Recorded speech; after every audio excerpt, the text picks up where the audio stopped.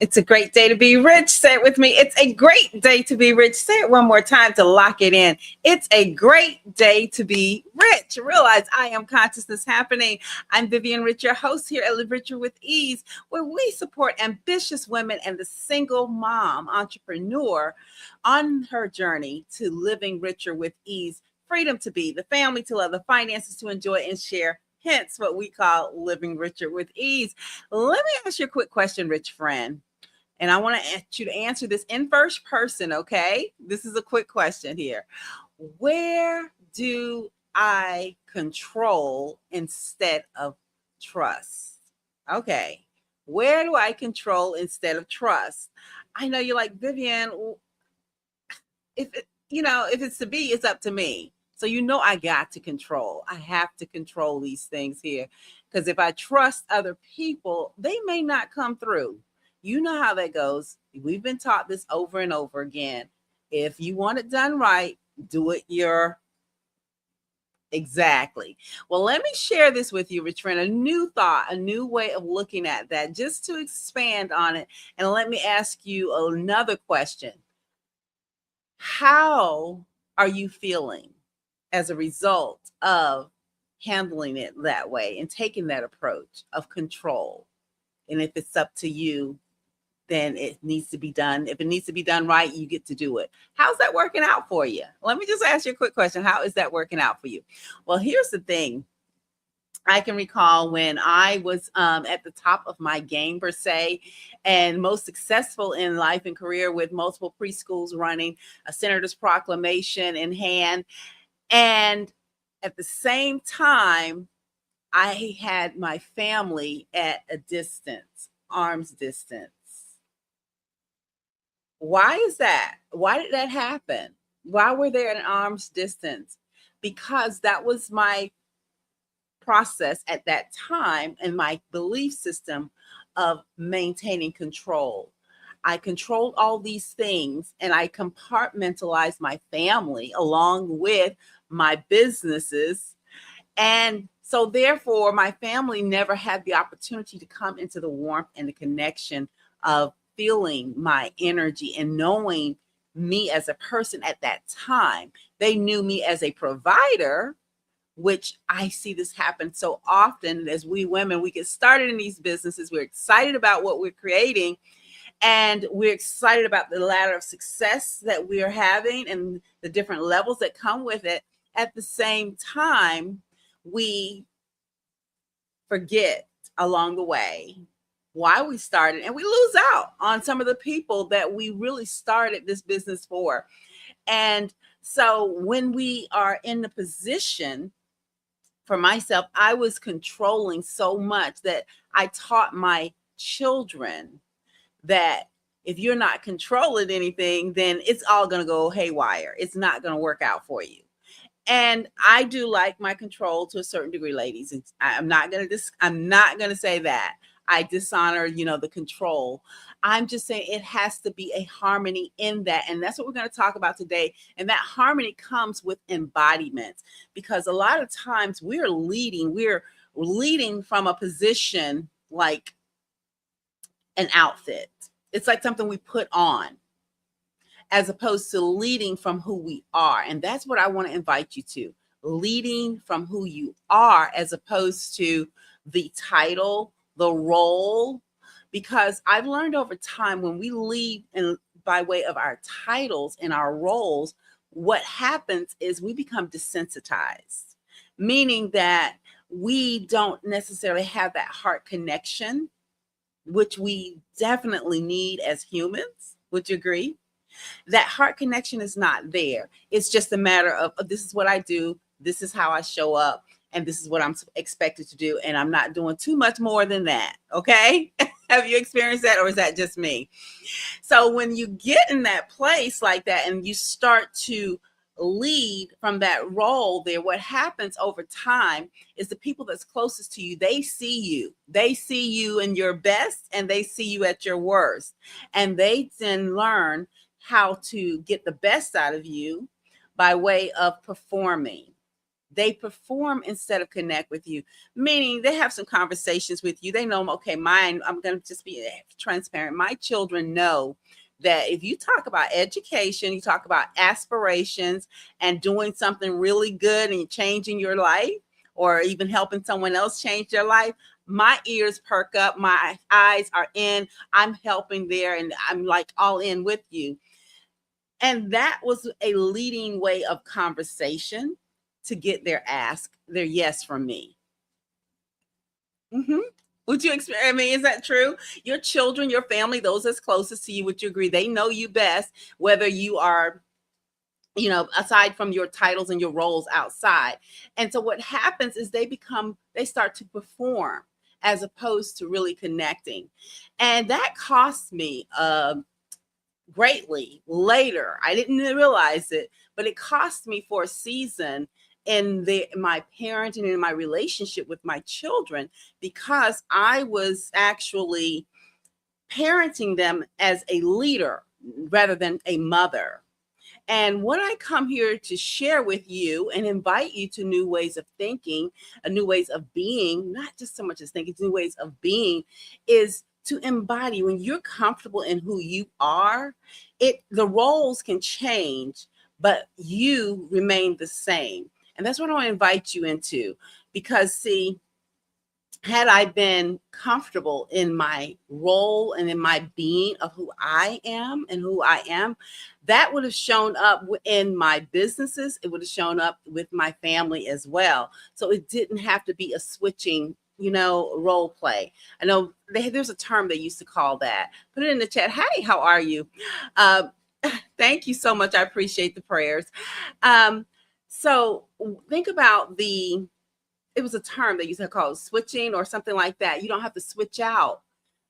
And I want to invite you to be authentic to yourself, because this month inside of our community, the Live Richer with Ease Society, we're exploring the law of embodiment. And when you can embody something, you are consistent no matter where you show up. And what happens is your standard, what we call the rich signature, your standards, that remains the same. And so therefore you're going to get the same results everywhere you show up, because you are who you are. You're so solid in who you are that yes, you're going to get the yes anyway, because who you are, your energy precedes you. You all have heard that statement, right? Your energy comes before. I can't hear your energy precedes you. And I believe there's a biblical scripture on that one as well. But your energy goes before you. And so therefore it creates the atmosphere for everyone that is going to be in that space. And so what happens is when we are taking ourselves to the place of, this is my role, this is how I need to do this way here and this way here. A lot of times I see this happen, and I've been there, women. We get so caught up in our roles and we don't know how to turn it off when we get home. Have you experienced that? We get so caught up into our roles and we couldn't turn it off. And that's what happened to myself, that my children, and it cost me, as I shared with you, a season in my children's upbringing where they felt they had to perform instead of just come to me wholeheartedly. Mom, I want to just go here. Mom, can we do this here? Or etc. They had to set it up, stage it, put, cushion it, and make sure that they get that yes. Okay. And that's performance. That's not a relationship. That's performance. Whereas ask what you want. That's a relationship. And because of who you are as a person and as a woman of leadership, you can still be warm. You can still be kind. You can still be transparent and still be a leader, because that's your standard. That's who you are. It does not necessarily relate to the environment. It's who you are. It's your identity. It's your embodiment of who you are. And this month, we're talking more about embodying that leadership, knowing who you are as a leader, because guess what? The way you lead at home, women, the way you lead at home, it shows up in your workplace. And the way we lead at home, it impacts not just our household, it impacts everyone that we come in contact with. Our entire community shifts because of our leadership as women. And I want you to learn this sooner than I did, the power that you have within you to be able to support and shift your family, your community, in fact, the entire world. You have that power within you, and it's rooted in your identity and embodying that identity, knowing that you can be, do, and have whatever it is you really want. You can. But it doesn't have to come at the expense of your family. So many times I know that I've experienced that, and I see it quite often now. I can spot it where women are leading from their control rather than leading from their consciousness, which is kindness, which is genuineness, which is awareness of being compassionate and empathetic. That's our natural state. And learning how to teach that and modeling that and being that, we are actually modeling that for the next generation. And that will have the impact on the relationships and on the community as well, how well we are leading. Because, honey, you couldn't tell me that I wasn't the stuff, because I had all these things going for me and all the accolades. However, when I got home, I was just like a total depleted. I was a depleted person because I was exhausted from performing leadership rather than being the leader. There's a difference. Performing leader looks like, this is what I need to do. I need to keep them at their distance, make sure everyone is on top of their role. In some cases, many of us micromanage, especially if we had not had any leadership training.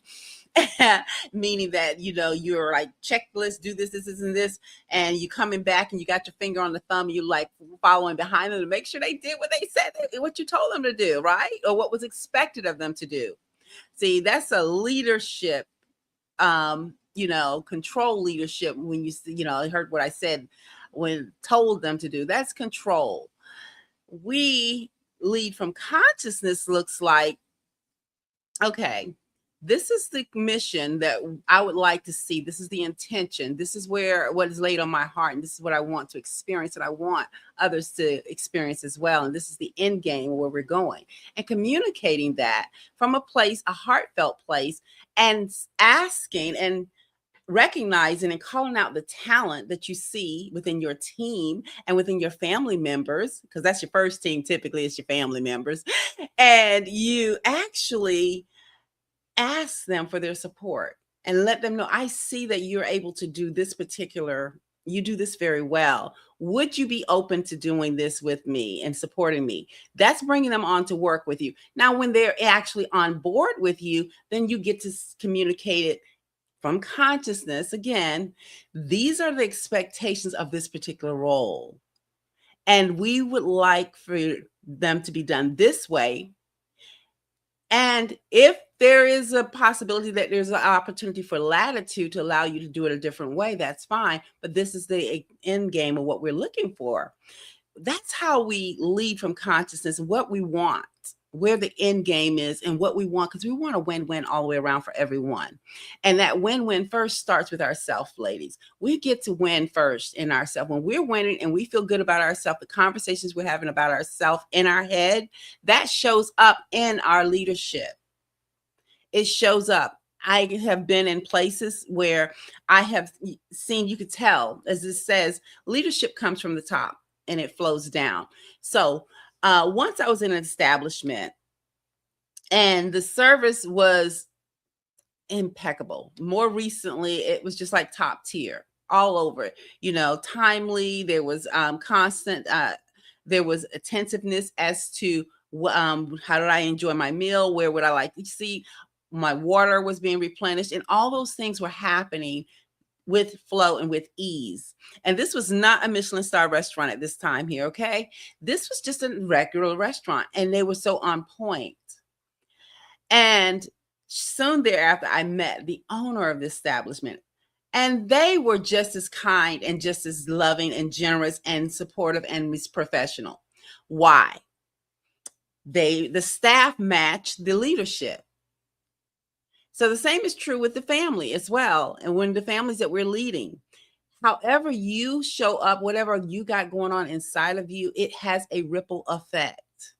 And I want you to be aware of that ripple effect and how it's impacting your experience called life. And that starts with being aware of who you are, what your intent, who you are first and foremost. You know, you aware of who you are and what it is you want to precede you, what energy you want to go before you, your consciousness. And so when that happens, then you can start to have a clear gauge on what the outcomes will be. Because if you're experiencing a lot of riffraff and hell in your experience, most likely, it starts within you. Because if you haven't taken that authority and set in what we call establish your rich signature, how your life is supposed to be, in the cases over here, it's supposed to be happy, healthy, wealthy, successful, and free with loving, caring relationships. Thank you, God and me. That is my rich signature. And so therefore it shows up. And I want to invite you to work on your rich signature, get familiar with what your rich signature is. And that comes as a result of your consciousness and being aware of what kind of experience you want to have in this thing called life. It all starts with you. Everything rises and falls with you. It's not outside, it's an inside job. As many of us know, it's an inside job, and we learn daily from that inside work. And what I would love to have you to do, if you're ready to continue, anything I've said today has resonated with you and you're ready to continue with your journey, I would invite you to join our community in the Rich Society, where we go through and we support our community with a journal, The Journey, which allows you to practice these skill sets and also look within yourself and expand your way of being so that you can have the freedom to be, the family to love, the finances to enjoy and share, because that is what life is all about. That is what you're supposed to live richer with ease. That is your birthright, honestly, rich friend. It is the birthright. And we go through these prompts that ask you questions, but also support you with a community to help you expand beyond your current awareness. Because a lot of times we can get right here and we just think that we see this and that's all that there is. But there's so much more out here that we can learn from each other and in community. So I love to share these with you because this was laid up on my heart, this whole entire work, as a result of some of the things I experienced and then what I was able to see happening around in other relationships and other women hitting the same pothole or the same resistance, meeting that and doing it the same way and then wondering what happened. In my case, I was very fortunate with my children that I was able to make amends and have a unified relationship with them. But it wasn't because of strategy that happened. It happened as a result of me taking a one-way ticket to Hawaii with 2 carry-on bags, and actually where I truly discovered the true meaning of my last name, which is Rich, realized I am consciousness happening. And there I got to see myself. I got to know who I am more, and what, not just as a person, but in the whole grand scape of this thing called life and humanity. And and know that we are one. And so whatever I'm feeling, my brother, my sister, my children also have feelings as well. And I can communicate with them and I can meet them where they are. And so in my case, I was very fortunate that the things that I learned in Hawaii and through the rich signature method, I was able to bring back and make amends and communicate with my children and have loving, caring relationships, because that is a part of my rich signature, loving, caring relationships. And I want to invite you to that because it's possible, rich friends, that we can have it all. We can be, do, and have whatever we want. Yes, we can. Yes, we can. We can. And we can do it with ease. Now, the thing is, are we willing to recognize? And I want to invite you to take a moment, as I started out with the question is, where are you leading by control versus trust. Trust, it looks like totally different. It means you're clear on your intention and you're not hammering it in and how it's got to be done this exact same way, because trust allows latitude. It allows for more opportunity to experience the desired result. Because many times I know if you drive your vehicle, right? You have no idea. You know, you want to leave your house and go to, say, the grocery store, or you want to leave your house and go visit a friend. However, thank you so much. However, you're not able to determine how many cars are going to be on the road, who's going to be on the road in those cars, and what attitudes. But you're clear about your destination, right? So in that clarity, you're trusting that you're going to get to your desired destination. Well, that same principle applies to your experience called life, rich friend. When we're clear about where we want to go, we don't know all the who's and how's in every step, but trust the process. We know our destination. We're going to get there. And I appreciate you for popping in, those of you that are on social media, but we know that we're going to get there. So I want you to trust your process, trust yourself, but go back to the first question that I asked, are you leading from control or are you leading from trust? And in this month's journal, this week here, and particularly today's question, today is the 6th, or is it the 7th? Today is oh my gosh, it's the 7th. Oh, wow. Happy birthday, aunties. I have twin aunties. It's their birthday. I want to share with them happy birthday, give them a shout out on that. However, this week here, today's question on the 7th, it's pretty direct, and I know you guys can answer this one pretty easy here. All right.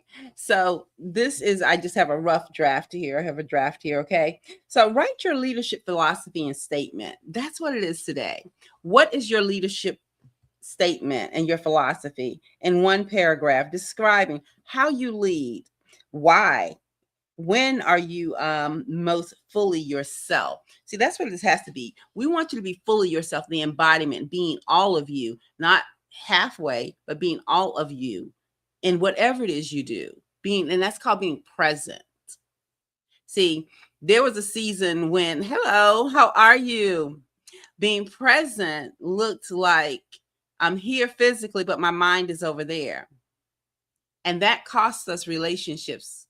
That costs us opportunities. That costs us the experiences. If you were engaged enough to bring your physical body, it was worth you bringing your physical body. It's worth you bringing your mental, your emotional with it as well. So I want you to take an opportunity. That is the prompt for today inside today's journal, the journey, day 7, is, bring your fullness. Okay. So here's an example. I lead by setting the standard first in myself, and then trusting the people around me to do their part in it. Okay. So when you know yourself, and this is what we get to know ourselves, because when you know yourself, oh my goodness, life is so much easier. So you get to set your standard of leadership today. That's today's prompt inside of the journal, The Journey. And you can get your copy in the link in the bio. And I hope that today you did find one thing here to resonate with you, to help you, support you on your journey to living richer with ease, because you can actually have the freedom to be, the family to love, the finances to enjoy with ease.